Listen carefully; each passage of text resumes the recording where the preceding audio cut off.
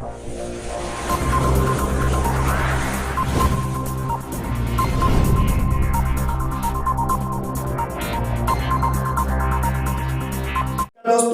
RP education classes में एक बार आपका पुनः स्वागत है। दोस्तों, आज हम सिंथेसिस में देखेंगे कंपाउंड सेंटेंस। दोस्तों, कंपाउंड सेंटेंस कैसे बनता है? दो या दो से अधिक सिंपल सेंटेंसेस को मिलाकर एक कंपाउंड सेंटेंस का निर्माण कैसे होता है, हम इसको देखेंगे। दोस्तों, हम कंपाउंड सेंटेंस के बारे में पढ़ने से पहले जान लें कि कंपाउंड सेंटेंस में या कंपाउंड सेंटेंस के कितने भाग होते हैं। तो दोस्तों, कंपाउंड सेंटेंस में दो भाग होते हैं। पहला भाग होता है प्रिंसिपल क्लॉज। प्रिंसिपल क्लॉज होता है, और दूसरा भाग होता है कोऑर्डिनेट क्लॉज होता है। दोस्तों, अब ये प्रिंसिपल क्लॉज क्या होता है? प्रिंसिपल क्लॉज मीन्स होता है प्रधान उपवाक्य, और कोऑर्डिनेट क्लॉज माने होता है समान पदी उपवाक्य। मतलब ये प्रधान उपवाक्य हो गया, और ये क्या हो जाएगा? ये समान पदी उपवाक्य हो जाएगा। दोस्तों, प्रिंसिपल क्लॉज यानी कंपाउंड सेंटेंस बनाते समय प्रिंसिपल क्लॉज कितने होंगे? प्रिंसिपल क्लॉज एक होंगे, ठीक। और कोऑर्डिनेट क्लॉज कितने होंगे? एक या एक से अधिक। एक होंगे या एक से अधिक, मतलब एक भी हो सकते हैं, एक से अधिक भी हो सकते हैं। लेकिन प्रिंसिपल क्लॉज कितना होगा? प्रिंसिपल क्लॉज केवल एक होगा। दोस्तों, अब प्रिंसिपल क्लॉज और कोऑर्डिनेट क्लॉज में अंतर क्या है? प्रिंसिपल क्लॉज जो होता है यह अपने आप में ही पूर्ण अर्थ रखता है। उसी तरह कोऑर्डिनेट क्लॉज भी अपने आप में पूर्ण अर्थ रखता है, लेकिन ये जो कोऑर्डिनेट क्लॉज है यह किसी न किसी कोऑर्डिनेटिंग कंजंक्शन से प्रारंभ होता है। दोस्तों, तो हम देख लेते हैं कि कोऑर्डिनेटिंग कंजंक्शन कितने होते हैं। दोस्तों, यहां पे देख लेते हैं कि कोऑर्डिनेटिंग कंजंक्शन कितने हैं। तो कोऑर्डिनेटिंग कंजंक्शन चार प्रकार के होते हैं। कितने प्रकार के होते हैं? चार प्रकार के होते हैं। चार प्रकार के। पहला कौन है? पहला है कम्युलेटिव कंजंक्शन, दूसरा है अल्टरनेटिव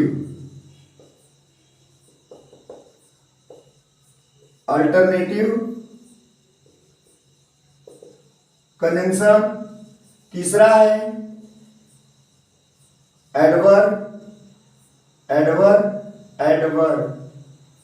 एडवर्सेटिव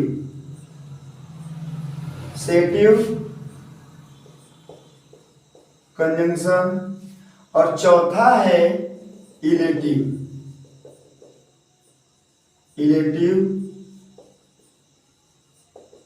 कंजंक्शन। दोस्तों, यही चार होते हैं। कम्युलेटिव कंजंक्शन क्या होता है? जोड़ बताने वाले।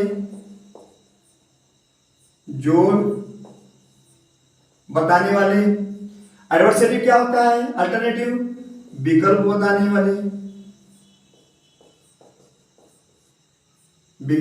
वाले। एडवर्सेटिव होता है विरोध बताने वाले या विरोध प्रकट करने वाले। इलेटिव क्या होता है? परिणाम बताने वाले। दोस्तों, ये चार हैं। कम्युलेटिव होता है जोड़ बताने वाले शब्द, अल्टरनेटिव होता है मतलब विकल्प बताने वाला कंजंक्शन, एडवर्सेटिव होता है विरोध प्रकट करने वाले शब्द, और इलेटिव होता है परिणाम बताने वाले शब्द। दोस्तों, इन चारों में से हम सबसे पहले कम्युलेटिव कंजंक्शन के बारे में देख लेते हैं। पहला है दोस्तों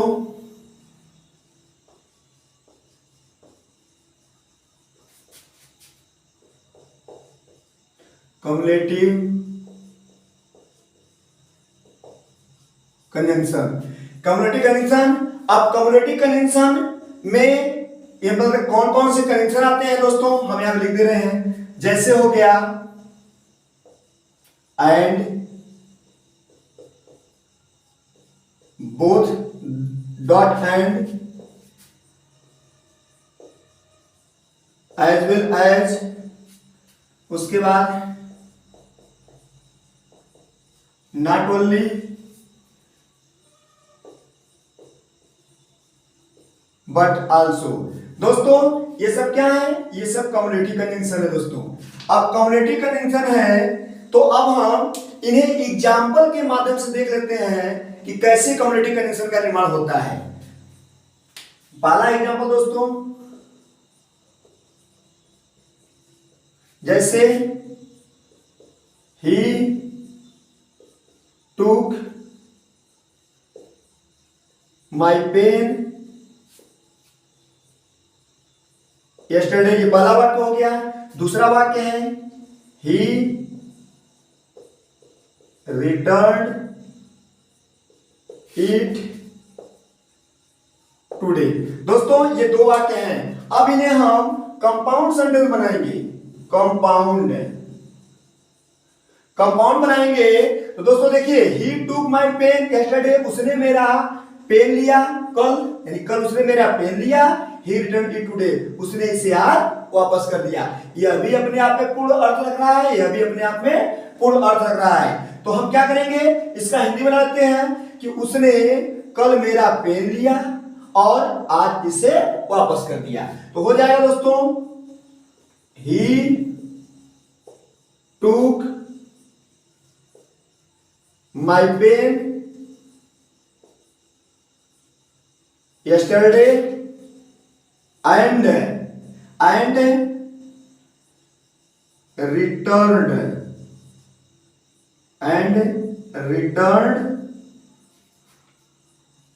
it today। दोस्तों कंपाउंड सेंटेंस में एक चीज और ध्यान रखने की जरूरत है कि कंपाउंड सेंटेंस में दो क्रियाएं होती हैं और दोनों क्रियाओं को जोड़ा जाता है। जैसे देखिए, यहाँ पर एक टूक है, यहाँ पे रिटर्न है। यहाँ पे क्या किया गया है, टूक यहाँ पे आ गया है, रिटर्न को क्या किया गया है, जोड़ा गया है। इसका मतलब दो क्रियाओं को जोड़ा जाता है। अगर हम दो क्रियाओं का कोई एंड के माध्यम से नहीं जोड़ते हैं, तभी हमारा सिंपल सेंटेंस एंड कंजंक्शन हो जाएगा। मतलब कंजंक्शन एंड का प्रयोग करके सिंपल सेंटेंस का निर्माण होता है। क्योंकि मैं जब सिंपल सेंटेंस बता रहा था उस समय बताया था, मैं कंपाउंड और सिंपल सेंटेंस में तुलना करके बताया था कि कंजंक्शन जो होते हैं, कंजंक्शन मतलब एक दो या दो से अधिक शब्दों को जोड़ते हैं, और जबकि ये तो क्या होता है, दो वाक्यों को जोड़ा जाता है। इसमें दो वाक्य होंगे जिसमें दो क्रियाएं होती हैं। दोस्तों इस तरह हमारा कंपाउंड सेंटेंस बन जाएगा। दोस्तों ही वाज मार्क्ड absent, ये पहला वाक्य हो गया। दूसरा देख लेते हैं, he was turned out of the class। दोस्तों यहां है he was marked absent, यानी उसे अनुपस्थित कर दिया गया। he was turned out of the class, उसे कक्षा से बाहर भी कर दिया गया। दोस्तों ये क्या है, ये हमारा पहला वाक्य, ये क्या है, दूसरा वाक्य है। अब हम कंपाउंड बना देते हैं। कंपाउंड, अब कंपाउंड बनाएंगे दोस्तों। अब कंपाउंड हम पहले हिंदी बना लेते हैं। देखिए इसमें दो क्रियाएं हैं, एक टर्न है, एक मार्क अब्सेंट है। ठीक, अब ये दो क्रियाएं, दोनों क्रियाओं को हमें जोड़ना है। अब दो वाक्यों को हम जोड़ेंगे तो हिंदी बना लेते हैं कि he was mark absent, he was turn out of the class, यानी उसे अब्सेंट ही नहीं किया गया बल्कि कक्षा से बाहर भी कर दिया गया। तो दोस्तों ये हो जाएगा, he was not only marked absent, he was not only marked absent। यहां पर दोस्तों not only इसके साथ but also भी आएगा, तो हो जाएगा but also turned out of the class.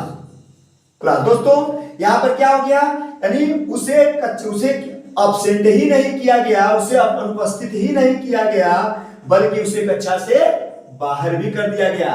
दोस्तों इसे हम एज के माध्यम से भी लगा सकते हैं। जैसे he was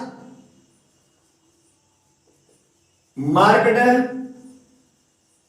absent as well as turned out of the class। दोस्तों ये हो गया, यानी हम इसे not only but also say भी बना दिए कंपाउंड सेंटेंस और एज वेल एज से भी बना दिए। हम इसको दोस्तों एंड से भी बना सकते हैं। एंड से कैसे बनाएंगे? जैसे हो गया he was marked absent and अब दोस्तों हो जाएगा turned, यानी turned out of the class। इस तरह दोस्तों हमारा compound sentence he was honest, he was humble, यानी वह ईमानदार था, he was humble, वह विनम्र भी था। दोस्तों अब हम कंपाउंड बनाएंगे। तो कंपाउंड बनाएंगे तो यहाँ क्या है, यह भी अपने आप में अर्थपूर्ण रख रहा है, यह भी अपने आप में अर्थपूर्ण रख रहा है। इसका मतलब हम इसको जोड़ेंगे, जब कंपाउंड सेंटेंस बनाएंगे तो वह ईमानदार और विनम्र भी था, यानी वह ईमानदार और विनम्र भी था। तो हो जाएगा दोस्तों ही was honest and humble। दोस्तों इससे हम not only but also say बना सकते हैं। जैसे ही was not only honest but also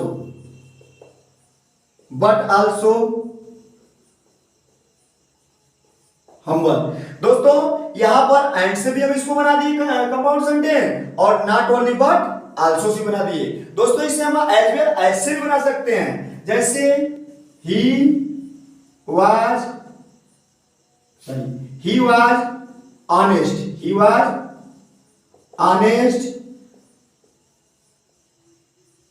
as well as humble। दोस्तों इस तरह हमारा कंपाउंड सेंटेंस बन जाता है। जैसे she is a teacher, she is a writer.